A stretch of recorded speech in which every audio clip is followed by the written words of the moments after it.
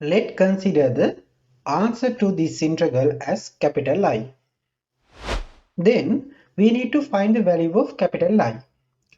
Let's take I to be the integral of 0 to 2023 of x minus 2023 to the power of 2024 over x to the power of 2024 plus x minus 2023 to the power of 2024 as equation number 1. We know definite integral equation 0 to a fx equals 0 to a fa minus 6. In this case, fx equals x minus 2023 to the power of 2024 over x to the power of 2024 plus x minus 2023 to the power of 2024.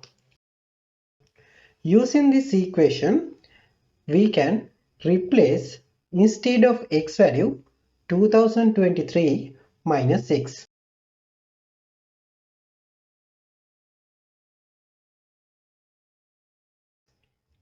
Then we can get capital I value as x to the power of 2024 over x to the power of 2024 plus x minus 2023 to the power of 2024.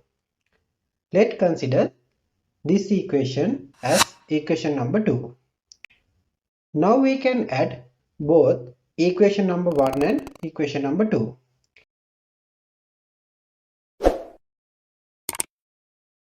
Then in the left hand side we have I plus I. In the right hand side we can consider a common integral. After that we can get common denominator. We can cancel out numerator value and denominator value. Integral 1 equals x. We can substitute upper limit 2023 minus lower limit 0. Then 2i equal 2023. So I equal 2023 over 2.